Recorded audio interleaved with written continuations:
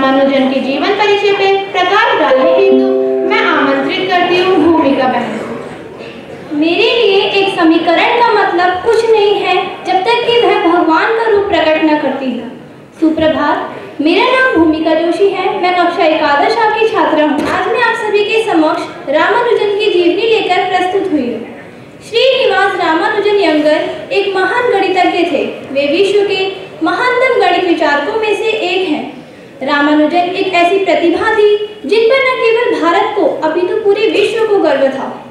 मात्र 33 वर्ष की आयु में रामानुजन ने गणित के क्षेत्र में अपना महत्वपूर्ण योगदान दिया, जिसके कारण आज इन्हें पूरे विश्व में महान गणितज्ञ के रूप में जाना जाता है।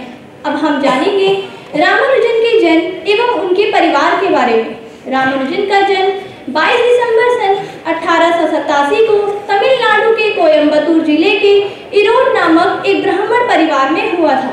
इनके पिता का नाम श्रीनिवास यंगर था, जो कि एक स्थानीय कपड़े की दुकान में मुनीम का कार्य करते थे। इनकी माता का नाम कोमल तम्मल था, जो कि एक गृहिणी महिला थी। जब रामानुजन 1 वर्ष के थे तब इनका पूरा परिवार कुंभकोणम में आकर बस गया था।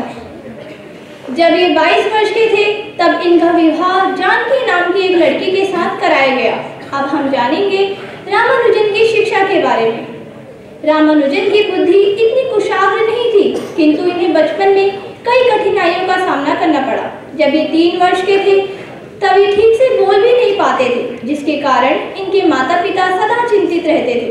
जब ये 5 वर्ष के हुए तब इनका दाखिला कुंभकोणम के प्रारंभिक विद्यालय में करा दिया गया। अब हम जानेंगे रामानुजन की प्रारंभिक शिक्षा के बारे में।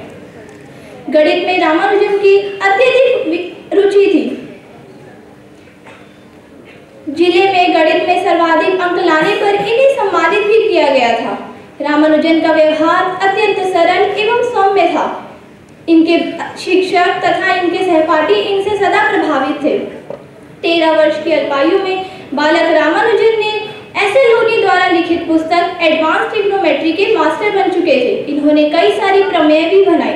17 साल की उम्र में इन्होंने बर्नौली नंबरों की खोज की एवं दशमलव के 15 अंकों तक यूलर कांस्टेंट की वैल्यू की भी खोज की थी।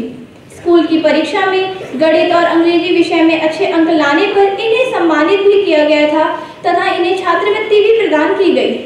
गणित विषय में इनकी अत्यधिक रुचि थी, जिसके कारण ये अन्य विषयों को गंभीरता से नहीं पढ़ते थे, जिसका परिणाम यह हुआ कि 11वीं की परीक्षा में यह गणित और अंग्रेजी विषय को छोड़कर सभी विषयों में अनुत्तीर्ण हो गए। सन 1907 में इन्होंने 12वीं की प्राइवेट परीक्षा दी, जिसमें यह पुनः फेल हो गए। तो इस तरह इनका प्रारंभिक शिक्षा समाप्त हुई। अब हम जानेंगे रामानुजन के गणित में योगदान के बारे में। सन 1918 में 31 वर्ष की आयु में रामानुजन ने गणित के 120 सूत्र लिखे।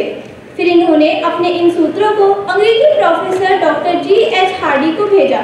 Doctor G.H. हार्डी ने जब इनके सूत्रों को पढ़ा तो वे इनसे बहुत प्रभावित हुए। फिर इन्होंने रामानुजन को कैम्ब्रिज यूनिवर्सिटी में आने का न्योता दिया। अक्टूबर 1918 में ही रामानुजन को ट्रिनिटी कॉलेज की सदस्यता भी प्रदान की गई। ऐसा करने वाले वह पहले भारतीय सदस्य थे। अब हम जानेंगे रामानुजन की मृत्यु।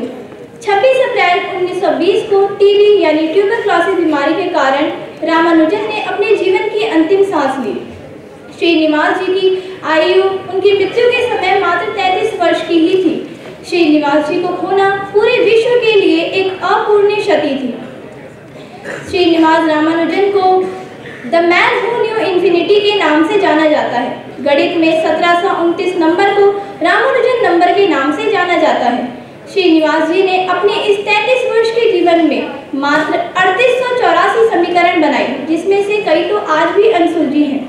2014 में इनके जीवन पर आधारित फिल्म रामानुजन का जीवन बनाई गई। 2015 पर इनके जीवन पर पुनः एक और फिल्म बनाई गई, जिसका शीर्षक the man who knew infinity ही था। तमिलनाडु में रामानुजन के जन्म दिवस को आईडी दिवस के रूप में मनाया जाता है तथा शेष भारतीय राज्यों में इसे नेशनल मैथमेटिक्स डे के रूप में मनाया जाता है। अंत में मैं अपनी वाणी को विराम देते हुए बस यही कहना चाहूंगी, पाई की संख्या 1729 का राज, रामानुजन की खोज, आर्यभट्ट का योगदान, सबकी मेहनत और हमारी लगन का फल गणित ने बताया